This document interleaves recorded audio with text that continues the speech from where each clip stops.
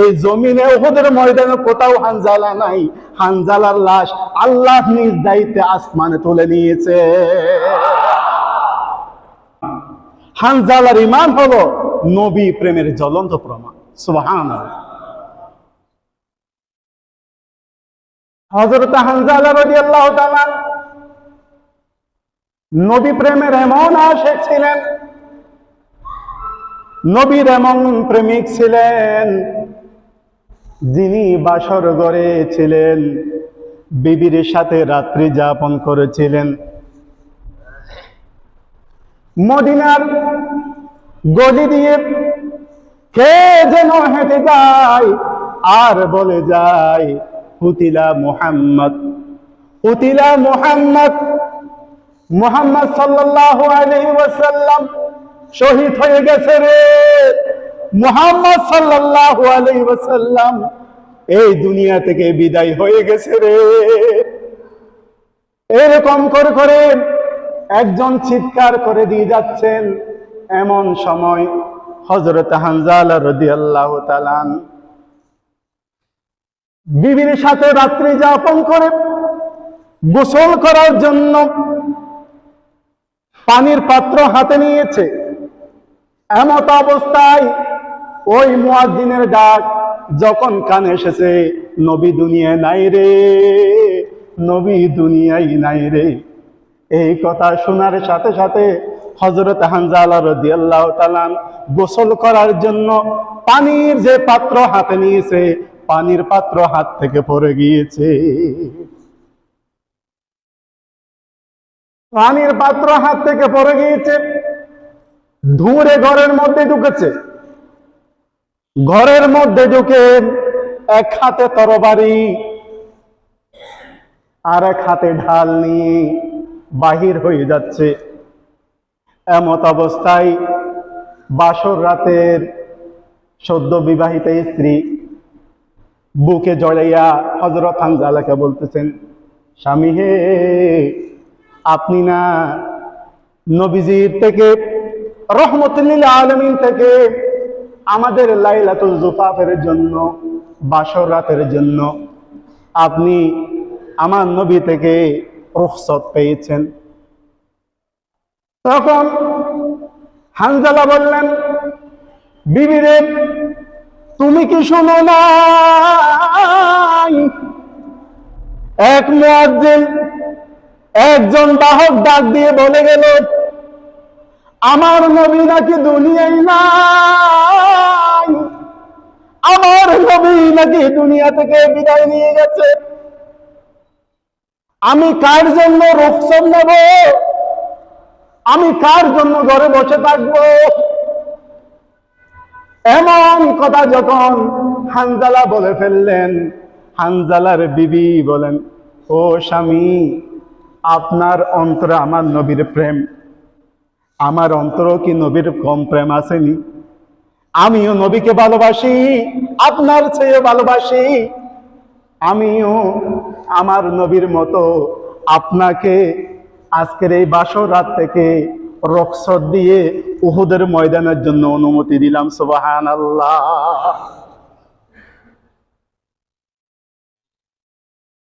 এই কথা যখন বিবি বলে ফেললেন, বিবি বলার সাথে সাথে তখন হানজালা বিবিকে ছেড়ে দিয়ে যখন চলে যেতে চাচ্ছে, তখন হানজালার বিবি আবার হাত চেপটে ধরলেন, ও স্বামী, যাবেন তো যাবেন, আপনি আপনার বদনের মধ্যে, আপনার শরীরের মধ্যে একটু পবিত্র হওয়ার জন্য, ফরজ গোসল করার জন্য আপনি গোসল করে যান। বিবি যখন ফরজ গোসল করার জন্য হানজালাকে বললেন, হানজালা বললেন, আমি কার জন্য গোসল করব? আমি কার জন্য পবিত্র হব? আমি কার জন্য পবিত্র হব? আমার নবী নাকি এই দুনিয়ায় নাই, আমার নবী নাকি কতল হয়ে গেছে, আমি কার জন্য পবিত্র হব? এই রকম বলে হানজালা বিবিকে ছুড়ে দিয়ে ওই উহুদের প্রান্তরের দিকে, ঘর থেকে এক দূরে উহুদের প্রান্তরে গিয়ে হাজির হয়ে গেছেন। বলি আল্লাহু আকবার। উহুদের প্রান্তরে হযরত হানজালা রাদিয়াল্লাহু তাআলা হাজির হয়ে গেছেন এবং বীর দর্পে মন দিয়ে, প্রাণ দিয়ে, ঈমান দিয়ে বীর বিক্রমের সাথে ওই শত্রুদের সাথে যুদ্ধ করা শুরু করে ফেলছেন। যুদ্ধ করতে করতে করতে অনেক শত্রু বাহিনীকে তছনছ করে ফেলল। এক পর্যায়ে উহুদের মাঝ বরাবর গিয়ে কুরাইশ নেতা আবু সুফিয়ানের মাথার উপরে তলোয়ার ধরল। এমত অবস্থায় সাদ্দাদ বিন আউস নামক শত্রু পক্ষের একজন শত্রু সাদ্দাদ বিন আউসের তলোয়ারের আঘাতে হযরত হানজালা রাদিয়াল্লাহু তাআলা উহুদের ময়দানে শাহাদাত বরণ করেন। সুবহানাল্লাহ। উহুদের যুদ্ধ শেষ হয়ে গেল। নবীজি আমার উহুদের ময়দানে যারা শাহাদাত বরণ করেছে ওই শাহাদাত বরণকারীদেরকে সবাইকে উহুদের ময়দানে দাফন করার জন্য, কবরস্থ করার জন্য সাহাবায়ে কেরামদেরকে নির্দেশ দিলেন। ও সাহাবায়ে কেরাম, আমার যে 70 জন সাহাবী উহুদের ময়দানে শহীদ হয়ে গেছে, সবাইকে এক এক করে করে এই উহুদের ময়দানে কবরস্থ করো। সুবহানাল্লাহ। অনেকে বললেন, ইয়া রাসূলুল্লাহ, আপনি আছেন মসজিদে নববীর কাছে আর আপনি আপনার চাচা সহ সবাইকে দাফন করতে বলছেন এই উহুদের প্রান্তরে, এত দূরে আপনি কি জিয়ারতের জন্য আসতে পারবেন?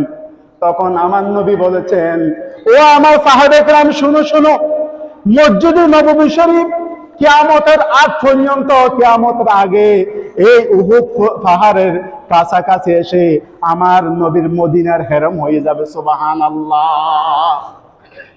মসজিদে নববী শরীফ এখন যেখানে আছে ওখান থেকে উহুদের পাহাড় যেখানে, কিয়ামতের আগে আগে ওখানে মসজিদে নববী শরীফ এত বড় বিশাল হয়ে যাবে। সুবহানাল্লাহ। যারা উহুদের ময়দানে শহীদ হয়েছেন তাদেরকে দাফন করার জন্য যখন আমার নবী নির্দেশ দিলেন, নির্দেশ দেওয়ার সাথে সাথে একটা সাবধানতা দিলেন। সাহাবায়ে কেরাম, আমার আল্লাহ এবং আমি নবীর প্রেমে যারা উহুদের প্রান্তরে নিজের তাজা জীবন বিলিয়ে দিয়েছে, আল্লাহর রাহে যারা শহীদ হয়ে গেছে, সাবধান, তাদেরকে গোসল দিবেন। সুবহানাল্লাহ বলেন। তাদেরকে গোসল দিবেন। যে যে কাপড়ে শহীদ হয়েছে ওই কাপড়ে তাদেরকে কবরস্থ করো।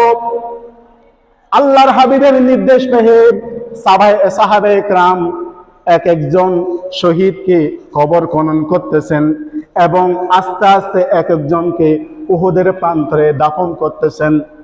এমত অবস্থায় একজন যুবতী পর্দাশীল মহিলা দূরে দূরে আমার নবীর সামনে এসে হাজির হয়ে গেছেন। বলে আল্লাহু আকবার। ওই মহিলা ডাক দিয়ে বলতেছেন, ইয়া রাসূলুল্লাহ, ইয়া হাবিবাল্লাহ, আপনি উহুদের প্রান্তরে, উহুদের ময়দানে শত্রু পক্ষের বিপক্ষে যারা যুদ্ধ করে শহীদ হয়েছে সবাইকে আপনি গোসলবিহীন সবাইকে কবরস্থ করার জন্য, দাফন করার জন্য নির্দেশ দিয়েছেন। ইয়া রাসূলুল্লাহ, ইয়া হাবিবাল্লাহ, আপনার আশিক, আপনার প্রেমিক সাহাবী হযরত হানজালা রাদিয়াল্লাহু তাআলা, যে হানজালার সাথে গতকাল আমাকে আপনি বিবাহ করেছেন, এই দেখুন আমার হাতের মেহেদি এখনো শুকায় নাই। সুবহানাল্লাহ। আমার স্বামী হানজালা বাসর রাতে ছিলেন, কে যেন বলে গেল, কুতিলা মুহাম্মদ, কুতিলা মুহাম্মদ, মুহাম্মদ কতল হয়ে গেছে রে। এই কথা শুনেন আমার প্রাণের স্বামী, আপনার প্রিয় আশিক হানজালা বাসর রাতে ফরজ গোসল না করে আপনার প্রেমে পাগল হয়ে উহুদের ময়দানে এসে গেছে। ইয়া রাসূলুল্লাহ, ইয়া রাসূলুল্লাহ, ইয়া হাবিবাল্লাহ, স্বামীর পক্ষ হয়ে, স্ত্রী হয়ে আপনার কাছে একটা আবদার। আমার স্বামী নাপাক, সকলকে যদি গোসলবিহীন আপনি দাফন দেন কিন্তু আমার স্বামীর ফরজ গোসল রয়ে গেছে। ইয়া রাসূলুল্লাহ, ইয়া হাবিবাল্লাহ, দয়া করে আমার স্বামী হানজালার ফরজ গোসলটা দিয়ে আপনি দাফনের ব্যবস্থা করেন। সুবহানাল্লাহ। নবী আমার চেহারা মলিন হয়ে গেল হানজালার কথা শুনে। গতকালে বিবাহ করলো, আজকে আমার হানজালা আইনা হানজালা, হানজালা কোথায়? নবী বললেন, ও আমার সাহাবে কেরাম, দেখো তো 70 জন লাশ, 70 জন শহীদের মধ্যে আমার হানজালা আছে কিনা। একজন খুঁজতেছেন। দেখা যাচ্ছে 68টি লাশ পাওয়া যাচ্ছে, আর 2টা লাশ পাওয়া যাচ্ছে না। একটা হচ্ছে নবীজির কলিজার টুকরা চাচা হযরতে আমির হামজা রাদিয়াল্লাহু তাআলা, আরেকটা হচ্ছে নবীজির প্রিয় সাহাবী, বাসর রাতে নবীর বিবি, নবীর প্রেমে মুহাতারা হয়ে কলিজার টুকরা বিবিকে বিছানার মধ্যে রেখে নবীর প্রেমে যিনি এসেছেন তিনি হচ্ছেন হানজালা রাদিয়াল্লাহু তাআলা। হানজালা পাচ্ছে না, হানজালার খোঁজ পাচ্ছে না, আমির হামজার খোঁজ নাই। এই দুটো সাহাবীর কোন রকম খোঁজ পাওয়া যাচ্ছে না। নবীজি সাহাবায়ে কেরামকে বললেন, আমার হানজালা কোথায়, আমার হানজালা কোথায়, দেখো তো কোথায় পাওয়া যাচ্ছে না। যারা আহত আছে তাদের মধ্যে একটু ডাক দাও। আহত যারা আছে তাদের মধ্যে ডাক দিছে হানজালা, হানজালা, হানজালা, লা জবাব, কোনো জবাব নাই। আমার নবীর চেহারা মোবারক আরো বিভৎস হয়ে গেল। আমার হানজালা গেল কোথায়? এমন সময় নবীজি একটু কষ্ট পেয়ে গেলেন, হানজালাকে না দেখে মাটির দিকে তাকিয়ে আছেন চোখ বন্ধ করে। হঠাৎ আসমান থেকে একটা আওয়াজ আসলো। আসমান থেকে যিনি আওয়াজ দিয়েছেন তিনি আর কেউ নাই, ইমামুল মালায়েকা, ফেরেশতাদের সরদার হযরত জিবরাইল আলাইহিস সালাম। সুবহানাল্লাহ। জিবরাইল বলতেছেন, ইয়া রাসূলুল্লাহ,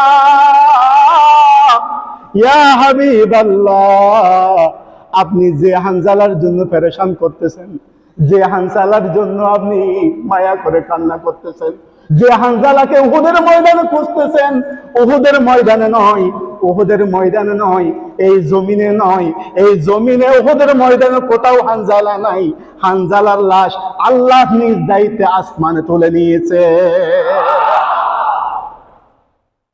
আল্লাহ সুবহানাহু ওয়া তাআলা নিজ দায়িত্বে হযরত হানজালাকে আসমানে, তৃতীয় আসমানে তুলে ফেরেশতাদের দিয়ে জমজমের জান্নাতি পানি দিয়ে ফরজ গোসল করাই দিয়েছেন। সুবহানাল্লাহ।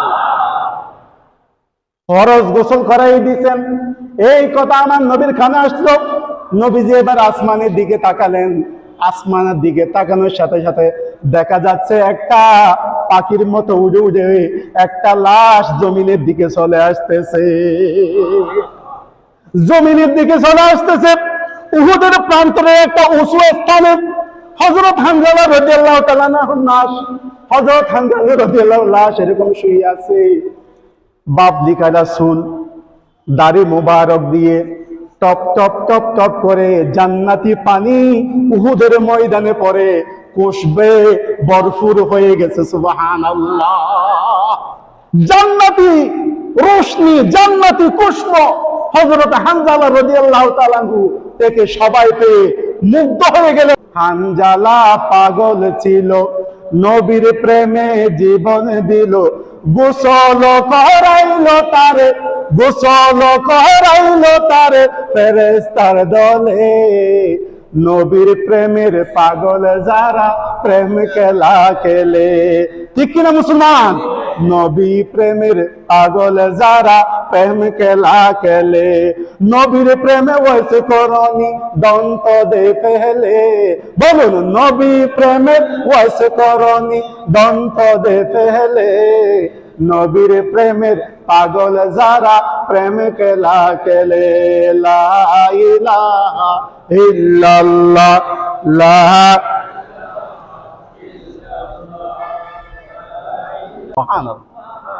গাসিলুল মালাইকা, অর্থাৎ যাকে ফেরেশতারা গোসল দিয়েছেন। সুবহানাল্লাহ। গাসিলুল মালাইকা হযরত হানজালা রাদিয়াল্লাহু তাআলা আনহু এমন একজন সাহাবী, পৃথিবীতে আর কোন দ্বিতীয় সাহাবী নাই যিনি ফেরেশতাদের মাধ্যমে জান্নাতি গোসল পেয়ে এই জমিনে উহুদের ময়দানে আরাম করতেছেন। সুবহানাল্লাহ। যে হানজালা রাদিয়াল্লাহু তাআলা আনহুকে আল্লাহ সুবহানাহু ওয়া তাআলার হাবিব গাসিল উপাধি দিয়েছেন, শুধু গাসিল উনি নয়, হানজালা রাদিয়াল্লাহু তাআলা যে বাসর রাতে বিবির সাথে এক রাত থেকেছিলেন, ওই রাতের মধ্যে হযরত হানজালার বিবির পেটের মধ্যে আল্লাহ সুবহানাহু ওয়া তাআলা একটা সন্তান দিয়ে দিয়েছেন। সুবহানাল্লাহ। ওই সন্তান যে হাদিস বর্ণনা করেছেন আমার নবী থেকে, ওই হাদিস যখন বর্ণনা করেন তখন রাওয়ায়াতকারী ওইখানে লিখেন রাওয়াহু ইবনুল গাসিল। সুবহানাল্লাহ। এই হাদিস উনি বর্ণনা করেছেন যার বাবাকে আল্লাহর ফেরেশতারা গোসল দিয়েছেন, ওনার সন্তান এই হাদিস বর্ণনা করেছেন। সুবহান